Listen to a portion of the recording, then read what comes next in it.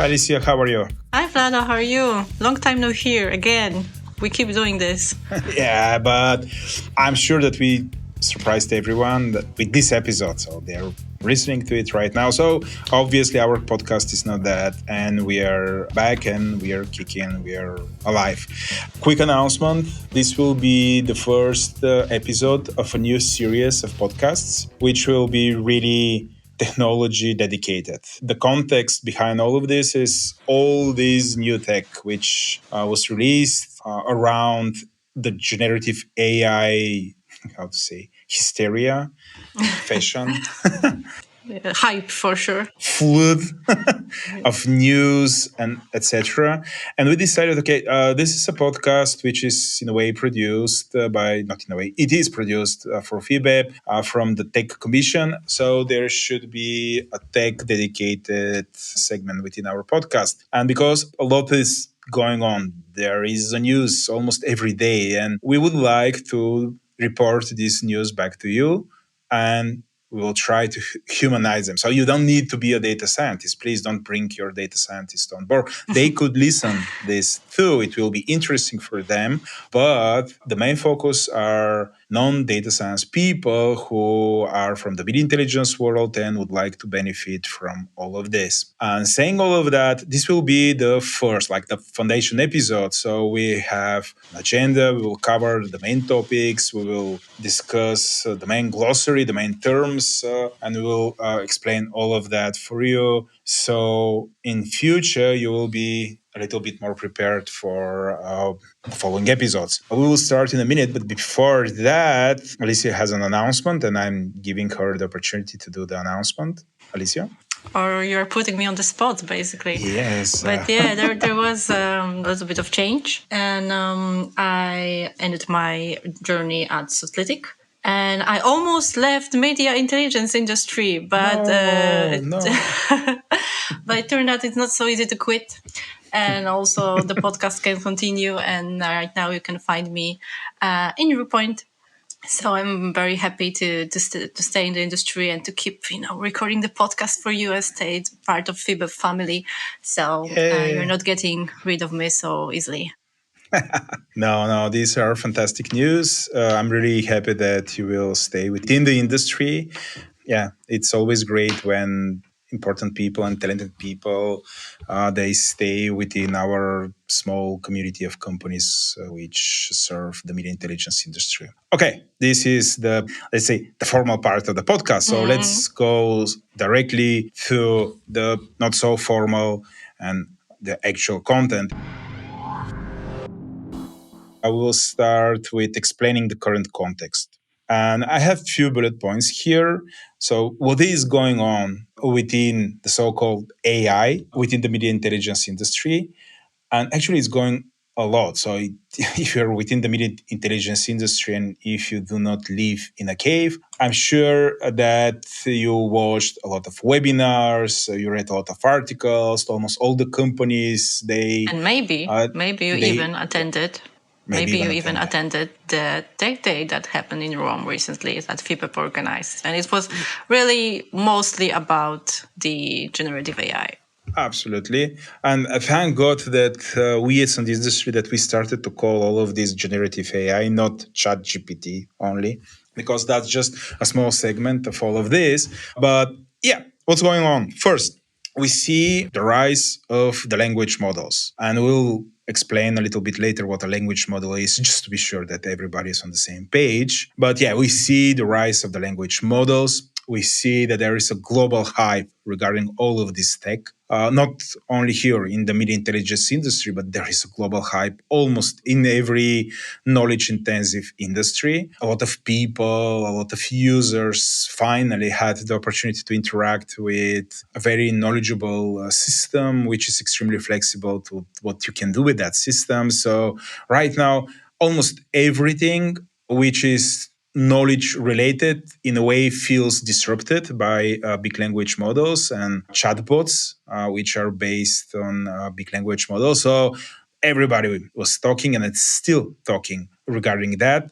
And we see a lot of regulation, primarily in the EU, coming towards generative AI. And we'll talk about this a little bit later, what you should monitor, possible risks, etc. But we are still on the context. We see a lot of organizations, a lot of researchers, a lot of visionaries giving bold statements that somewhere between 50 and 70% of what we used to do with people within the mid-intelligence industry could be done with generative AI. Maybe that's a speculation, maybe that's not, but there is a huge expectation that all of this tech will radically change the way we create products, reports, analysis, newsletters, etc. within the industry. That's part of the context. We have this huge expectation. And at the same time, a lot of money are dedicated into research and in an improvement of the existing workflows. We see a constant, almost daily flood of new AI tools for text generation and text processing. In a way, we are living in like free and open source moment of all of this software, which previously was it was accessible only to people like Mark Zuckerberg. And right now we see all of this tech released. And people like me, Alicia, and you still have access to this type of tech. You can, if you know what you're doing, you can implement it. Just a few months ago, this was strictly reserved to people like Mark Zuckerberg. Right now, this is not the fact anymore. In a way, this is like an extreme cyberpunk scenario where normal people has access to extremely powerful tech. And we are living in this type of world. And we will see where we will go with all of this. Talking about, we said ChatGPT, by the way, several times. We know that a lot of companies are internally evaluating ChatGPT. They're evaluating it if their teams can use ChatGPT to automate something. And at the same time, they're evaluating if their customers can use ChatGPT to automate something. So there is a lot of, in a way, soul searching, mission validation going within the industry. And that's a very important and interesting process, very inspiring to see. And at the same time, there is, I think, a lot of fear and misconception. And people are afraid of losing their jobs. And I think that's something that comes also from misunderstanding the capabilities of generative AI. And Jack Murray actually said, Jack Murray from Media HQ at the VBEP Tech Day said that the machine won't eat you. And that's something that I would also like to emphasize, that we don't believe that ChatGPT you're gonna get fired because of that. But we would like to talk more about what it can do to make your job easier, to make you work faster, be more, productive. But they will not fire you because of ChatGPT, basically.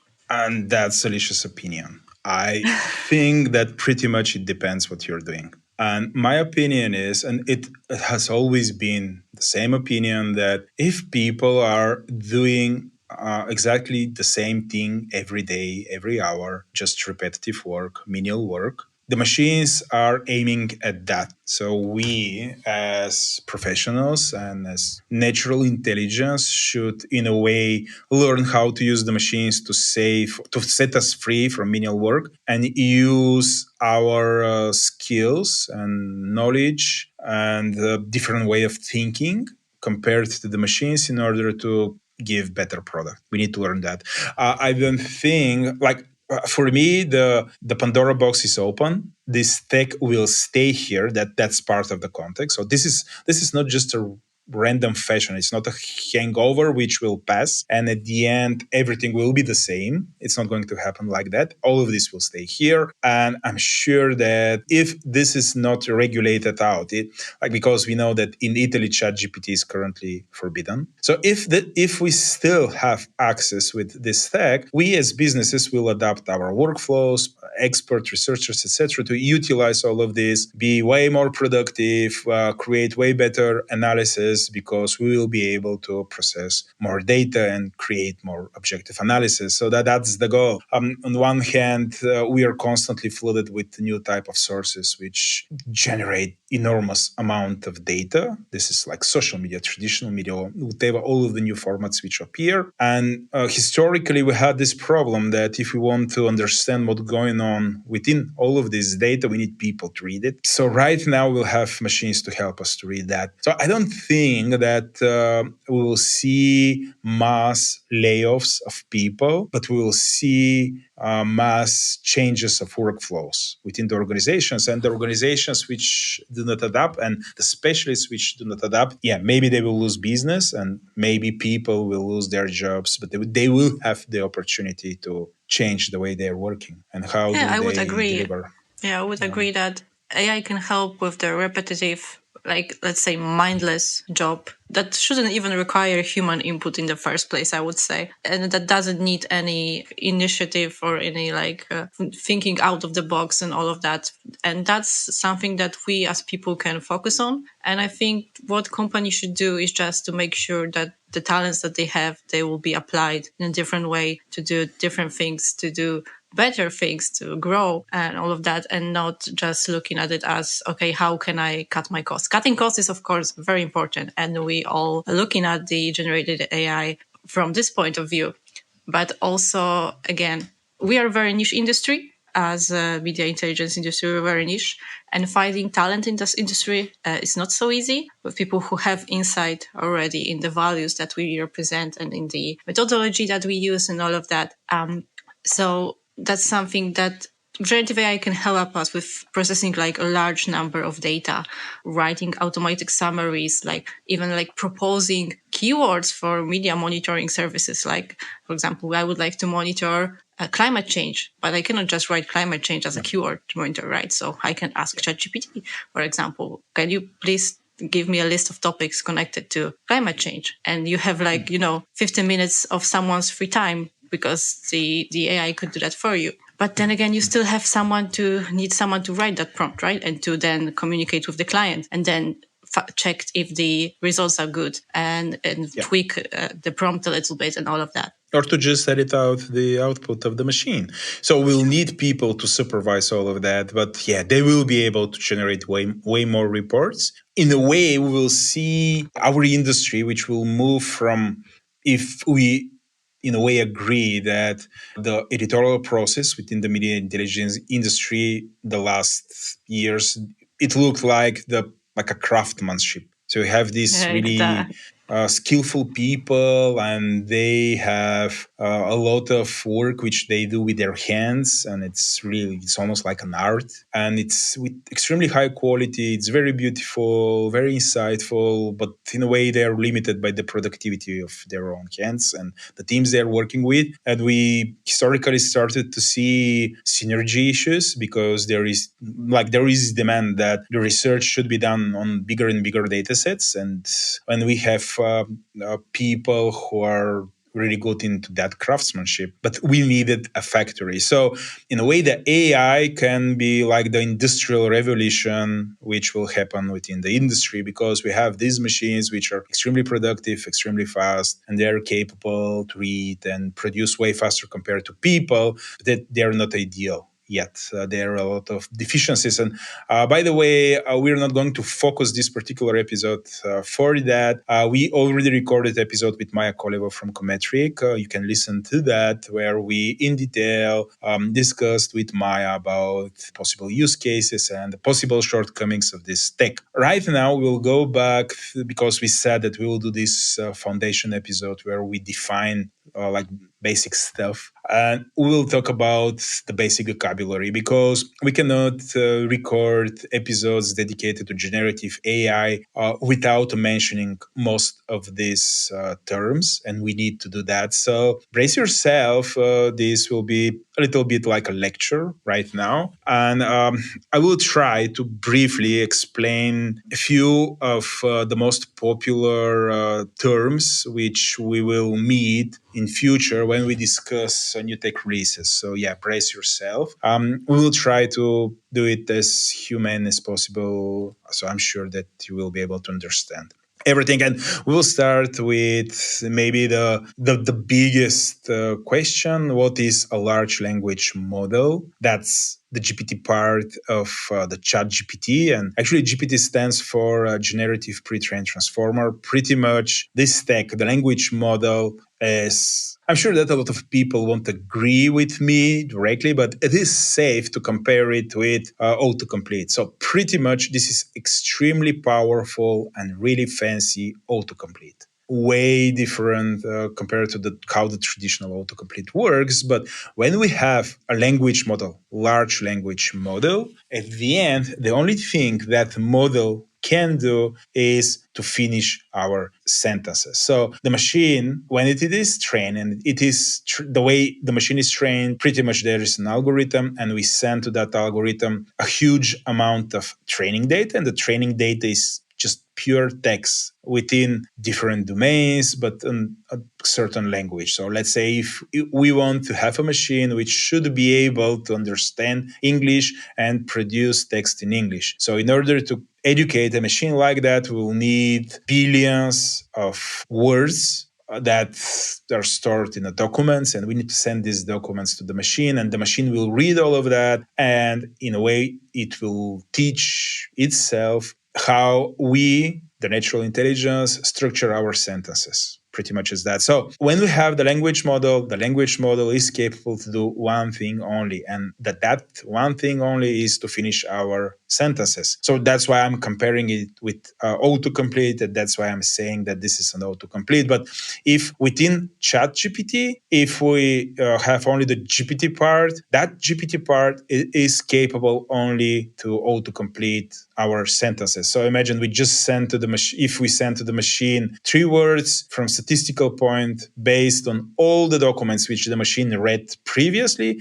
the machine will be able to finish our sentence. So that's what a language model is. And currently, the big competition is who will produce the bigger language model. In a way, the bigger is the language model which is built on top of the biggest pile of training data in terms of documents.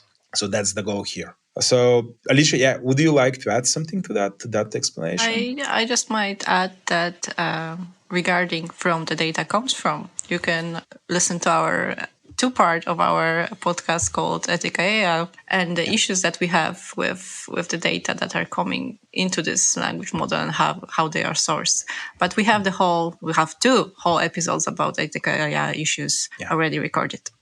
Okay, this is large language models. Then let's talk about what is fine-tuning of a model. Fine-tuning of a model is to add spatial knowledge, which will, in a way, allow the model, the already pre-trained model, do more than just finish our sentences. So that's a fine tuning. So let's say we would like to teach the machine to write an abstracts. We need to fine tune the technology, the generative AI, to in a way be able to write abstracts. So we should add a lot of we should explain what an abstract is, and we should give a lot of examples of original documents and abstracts which were written on top of that. So this is the fine tuning of the model. The big expectation here is that if we are like currently ChatGPT, ChatSonic, they can deliver really good quality.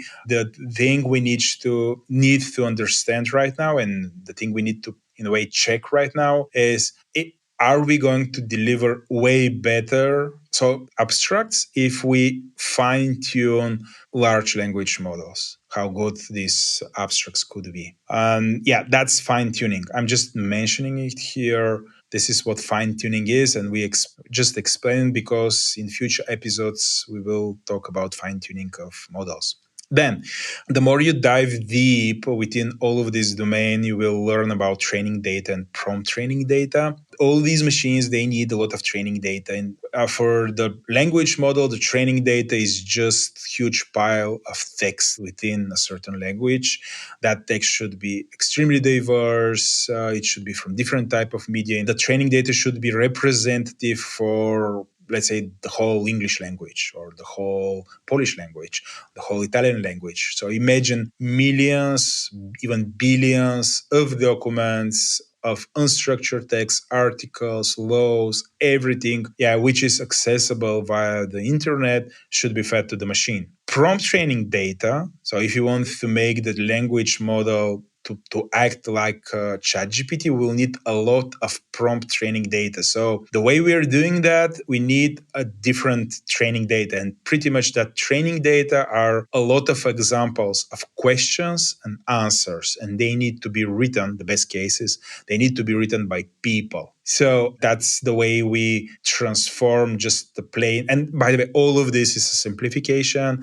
Please, if you're a data scientist or someone who is really deep into all of this, on purpose, we're trying to keep things simple. But pretty much prompt training data is a huge set of questions and answers written by people, which are then fed to the machine. And at the end, after this process, we have a machine which behaves like a chatbot, and it is able to, if we ask a question or if we give a task, then we will have some output similar to the way ChatGPT behaves. This is just the way to understand it. And we'll use this because right now there are a lot of projects to create free and open source prompt data from training data. And that's extremely important because this is an extremely important tech if we want to deploy all of these models locally on our own infrastructure or our own private cloud, etc. Because there are a lot of dangers and possible dangers if we are going to use centralized AI, centralized generative AI. Then prompt engineering. Alicia, would you like to explain that, or should I do it? I spent a couple of, I think, last 5 days prompt engineering, so maybe you can do that. So you have PTSD. Okay, prompt engineering. Basically.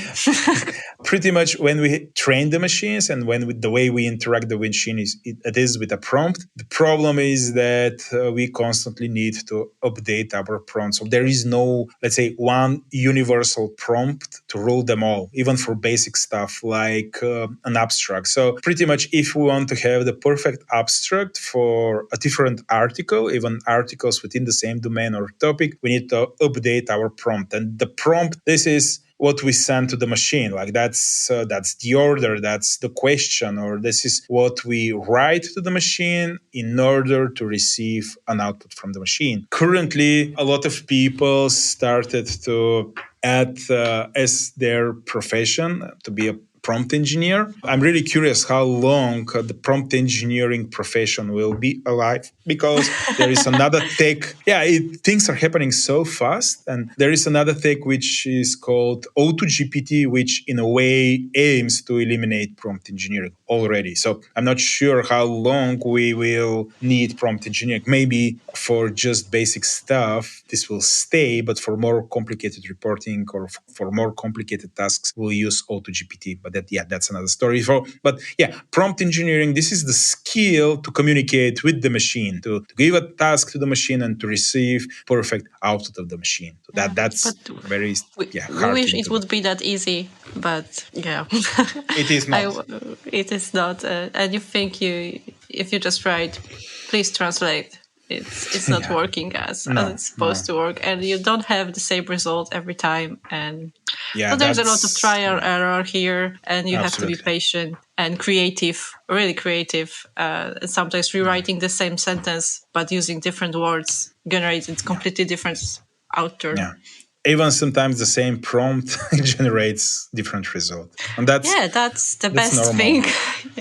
Sometimes it's the worst thing, because you cannot fully automate a process because the output is in a way unpredictable. But that's part of the game, and that's why we should have right now, a proper prompt engineering people who are in a way, this is very similar to the search string building, just 15 years ago when this was introduced within the media intelligence industry. First, because of Google, and then because all of the media intelligence platforms on all these dashboards, they're based on elastic search string queries with Boolean operators, etc. So this is the next level of all of that. We see people who should be extremely skillful when they communicate with generative AI, and that's a job right now. But we will see how long this job will stay. And final remark regarding prompt engineering. In a way, the prompt is the biggest revolution here with AI, because previously we used to have, like, the way we interacted with AI was via APIs or pipelines, and we created this like an ensemble of different AIs, and we created these frameworks where we just take a document, send it to this ensemble of different AIs, and at the end we have an output of the machine. All this was task for data engineers. It was relatively complicated, etc. And right now the biggest revolution here is that we don't need anything of that. In a way, we need people who are capable to write in English and give orders to the machine via natural language. And these commands are the prompts. So the prompts are extremely powerful because they eliminate the need to utilize APIs for small scale tasks. But yeah, these are prompts. Final thing from our vocabulary section is the model supervision. Model supervision, or human in the loop machine learning, or pretty much monitoring the output of the machine. This is a strategy where we need people to verify the output because we don't want to just hook our customers to receive output of the generative AI. And the reasons for that is that there are a lot of risks with the quality of that output. Again, listen more from our previous episode with Maya Koliva, what are the possible risks. Alicia, do you think, are we missing anything important to add to our vocabulary here? From the vocabulary itself, I No. don't think so. I think we covered everything perfectly. Okay. Great. Then I will move to the risks. Oh, We already no. mentioned a few. I will just mention them. So it's not just a brave, new, beautiful world where the machines and people, they just hold their hands and they just deliver. It's not like that. If you're a decision maker right now, I'm sure that you already evaluated all of this, but there are 4 big areas you need to monitor. The first one is data and knowledge leakage. This is the process where the more you interact with the machine, the more of the knowledge of your company could be transferred within that machine, and it will be made available to maybe your competitors. And by the way, this is my greatest fear, that by utilizing the centralized generative AI like ChatGPT or the things which will come from Google or similar companies, the more we work with all of this, the more of the knowledge of our knowledge intensive organizations we will extract and transfer to the machines. And that's already happened, right? So for Samsung, for example, they used their own code inside ChatGPT interface, and now they no longer have this code just for themselves. Yeah, that's true. This is, I believe that this type of tech is currently forbidden within Samsung because they had data leakage. I'm talking about knowledge leakage. We are a knowledge industry, the media intelligence industry, and the big fear here is that the more our analysts and domain-specific experts work with decentralized AI, the more of their knowledge will be transferred to that machine. So in long term, we will lose that ability, this internal know-how, which was built during the years. And this is the way we differentiate between the different companies based on the knowledge which is locked within those organizations. The big fear is that if we're not careful, we will eliminate this advantage and we will merge all of this with the machine. So yeah, that's a risk. Then we should be aware of false facts. These machines are very often liars, they hallucinate, etc. We should be very careful of the output, especially errors, facts, etc. We need to double check that. The third risk is lack of explainability. So these machines, they do not explain themselves that well. That is the So worst. This is like the worst yeah, part of it, because sometimes I just don't understand what happened. I'm like, yeah, why you do this? And I sometimes I'm like frustrated and ask it directly, why did you generate that? It's like, I'm sorry yeah. that my output is not up to your standards. Blah blah blah. Yeah, but yeah, it cannot explain you that for a lot of tasks, but there will be a lot of effort put in that direction. So maybe in a short term, which is a year, we will see huge progress regarding AI explainability. And the last thing is upcoming regulations and copyright issues. We can speak a lot of time. Maybe we need to record a separate episode just dedicated on copyright issues, but there is a huge talk. There are two aspects: copyright and training the machines. Do we need to license all the data? And there is different approach within the US and the EU. Of course, the EU is more protective to copyright. In US, in a way, it's a little bit more relaxed regarding this type of transformation tasks. And the other one is who has the copyright of the output of the machine. Again, a lot of different approaches here, risks, etc. These are things which you, as a decision maker or a professional within the media intelligence industry, should be aware, and you should know the answer, if there are correct answer, or the current state of affairs regarding these four major risks. So pay attention to all of this. Me and Alicia, we will cover this type of topics within our future episodes, which are dedicated on the generative AI revolution. These are the risks. Am I missing anything important, Alicia? No, again, we already covered Not the ethical again. part, so that's something that you can look up with our previous episodes. The copyright issue, as you mentioned, is a pretty big deal. Also, there is the issue that is common, I think, which will be the regulations. And again, the law is pretty slow, and we know that the European AI Act is probably already outdated. And it hasn't in the past yet. So Yep, but there are news that things are moving on, and this regulation. Like I read an article, but we're not going to stop on that. But read an article just a few days ago that the AI Act almost passed, and right now there is a lot of speculation that if the AI Act passes, here within EU we will lose access to the so-called open source language model, large language models, because they're open source, they're free to distribute, but they're not validated that they're ethical and safe regarding that act. So if the worst case scenario happens, here in EU, we'll lose the ability to download everything which American companies produce and distribute in free and open source software. So we'll lose a huge innovation advantage, which we can have if we have access to all of that. And this is just one of the things regarding regulation here in the EU. But again, this is a very complex topic, and we will have a separate episode focused on that, AI and copyright. Okay, I will move a little bit, and me and Alicia would like to talk about how to deal with all of this technology flood which is happening. And it's not just technology, it's disruption in copyright, disruption in regulation, disruption in workflows, disruption in tech, disruption in everywhere within the industry. So what should we do? How to adapt our organizations? I will share my vision here. This is what I have implemented within our group of companies.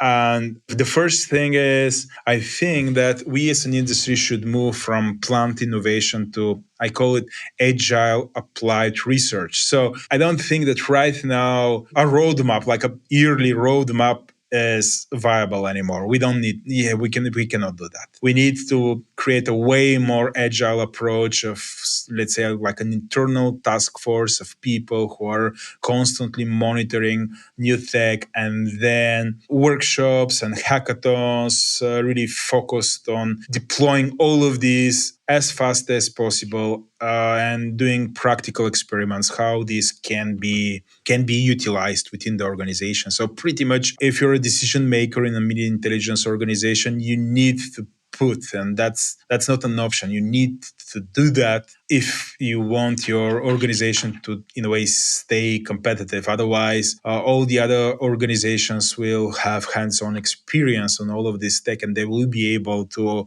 make, how to call them, more objective and realistic decisions of what is possible and what is not possible with all of this. So yeah, we need to change the way we are planning innovation. Then my other opinion is that we should be very careful how do we interact with centralized cloud-based generative AI, because of all these fears that we have, that the more if we uncontrollably interact with the centralized generative AI, we will upload all the specific knowledge which we built internally within our organizations. And the possible remedy to all of that is not to stop utilizing this type of tech, but to, in a way, try to replicate it on our own infrastructure. So that's why we need way more data scientists compared to what we needed before. We need way more data engineers. We need MLOps. We need all of these people who know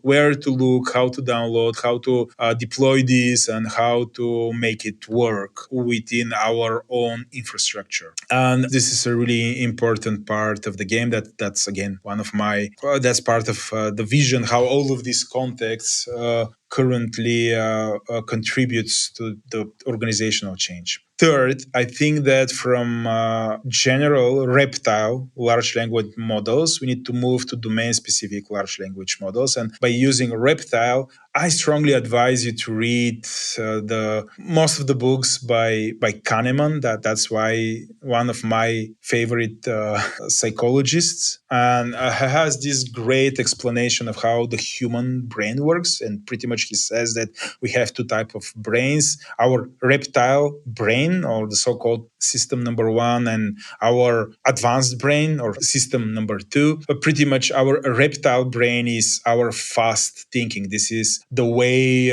like, imagine that we are walking within the forest and suddenly we see something orange with stripes, and our reptile brain just tell us run, because maybe that's tiger, and we don't have the time to stop, take a look, and is it tiger? No, we just need to run, because if it is a tiger, it will eat us.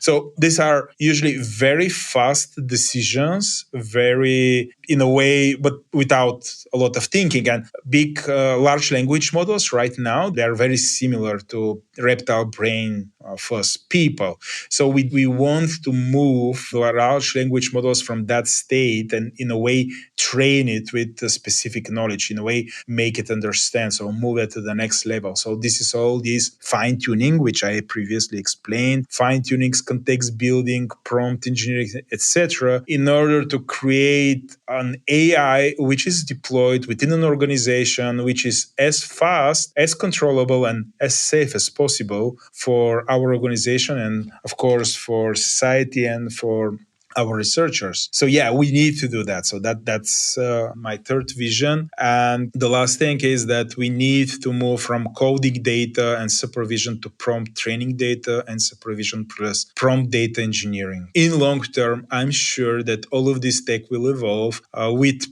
just basic prompt engineering or auto-GPT engineering. But for sure, we'll have way more technology which will allow us to automate the interactions which we have with the machines to achieve better results.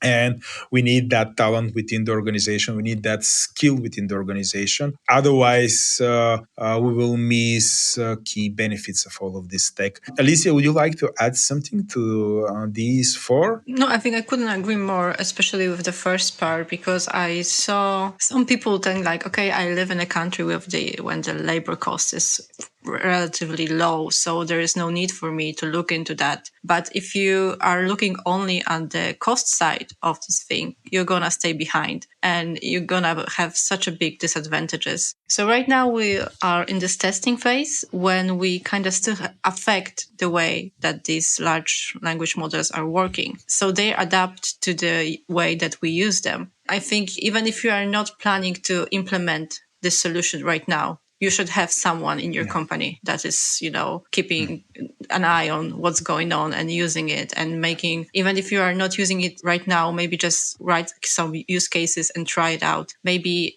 the outcome will be even better than you predicted. So so don't only look at the cost value of this thing, because I think it's gonna do amazing things, and I'm stunned with the results. Okay, final segment of this episode, and in a way a teaser of what we're going to do in future episode, and that's a really brief overview of the new tech you need to currently monitor. And I will start with AutoGPT. This is a tech which is still in a little bit, how to say it, a hackerish level. So it's not just something you install easily and you utilize it easily. You need a Python engineer who should work with this. But yeah, this pretty much automates, like with AutoGPT, you can create a recipe of what would you like to achieve. And then you leave the machine to have interactions with large language models in order to achieve best result for you. And this is huge. This is the thing which will possibly kill prompt engineering for a lot of tasks, especially for more complicated results. But yeah, you need to take a look at that, install it locally. You need your engineers to play with it, and you should know what's going on with this tech. Then I think that you should monitor Whisper by OpenAI. This is a completely different model. This is not a language model. This is a speech-to-text model, which is an open source, free and open source software. So, of course, validate all of this with your legal departments, but take a look at that. And pretty much this is a really extremely powerful money saver, because you can implement a lot of speech-to-text and you can increase your broadcast monitoring, and maybe you don't need to pay that much to services just for translation, for speech to text, not for speech to text. This is an open source model. You can deploy it locally, and you can process, if you have enough computers, servers, etc. You can process a lot of data, and it's not just in English. It covers a lot of languages. So yeah, very interesting thing. Take a look. Still, this is a tech which gives a lot of good results. Then for your developers, you need to monitor things like Copilot and Code Whisperers. This is tech which allows your software engineers to write faster code. I really don't think that with the current state of this tech, this will make your software engineers obsolete. No, that's not going to happen. But it could, based on what they're doing, there is a potential to improve their productivity. Yeah, so just take a look at that, evaluate it. And by the way, be careful how to use that because, yeah, data leakage, knowledge leakage, etc. This is valid here. Then the front of open source language models. I think, like currently, we have several old versions, and they're forked versions of old GPT models. Like GPT-1, GPT-2, they were free and open source models, and we know that there are several versions of that called GPT-G and GPT-Neo, which are better language models, which are free and open source. But the new models, GPT-3 and GPT-4, they're not open, so you cannot have access to them. You need to pay and just to communicate with them. So maybe the most modern current architecture is Llama from Facebook. So you need to take a look at that model, and several versions of that model they leaked. Of course, they're accessible right now for research purposes, but there is a lot of effort done by activists and enthusiasts to utilize this and to create completely free and open source models, which allows us to do business with on top of them. Because, yeah, the current licenses, they're for research purposes only, and you cannot use them to conduct business. But yeah, there is a lot of effort to create models, large language models with the Llama architecture. So yeah, take a look of all of that. So monitor things like Alpaca, Vacuna, Red Pajama, stuff like this. You need to all take the a animals, look at this. basically. All the really big hairy animals. Yeah, they're in a way related with the Llama architecture. And this is when I said that just a few months ago, all of this was accessible only for people like Mark Zuckerberg. Right now, everyone can study how all of this works, and everyone can, for research purposes, can has an experience with these models. So yeah, take a look at this, and again, involve your legal departments regarding that. Then DALL-E, Midjourney, and Stable Diffusion. These are the generative AI for image generation. Still, I'm not thinking this is very practicable for the mid-intelligence industry. I don't see that many use cases how we as an industry can utilize that, but that's my current understanding. Alicja, do you see, as far as I understand, you're a product developer right now, do you see any viable use cases how we as an industry can use this type of tech, DALL-E, Midjourney, and Stable Diffusion to improve our products, reports, visualizations, etc.? I think maybe for the companies that also specialize in the PR, that can be really helpful for the visualizations, for, for making like product visualizations and like mood boards and all of that. But specifically for media monitoring purposes, I'm not sure right now. I will have to look into that. I was wondering if we can do something with, for example, making our reports look better, because that's something that, sometimes we are kind of lacking in that department. But that will be something that I will have to look into more. Okay, and we are at the end of this podcast. Yeah, it's just almost an hour, but yeah. And we'll finish it with a quote from Sam Altman, that's the CEO of OpenAI.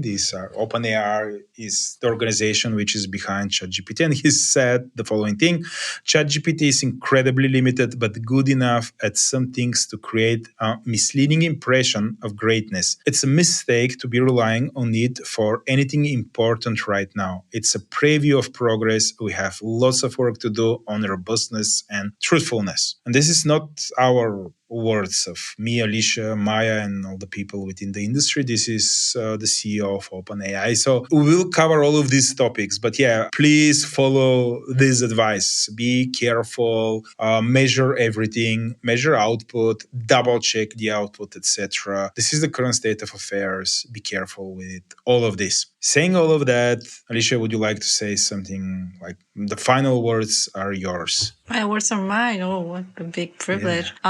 We will be, we have this idea to bring the podcast more often, and we will try to, keep up with all the news and bring you all the news, because again, everything is happening so fast, and we haven't mentioned Elon Musk in this podcast episode, so we have to do that in the next one. Yes. So we'll try to bring you more content, more useful and exciting and, up-to-date content. So, subscribe to our podcast and stay in touch. Thank you, and bye-bye.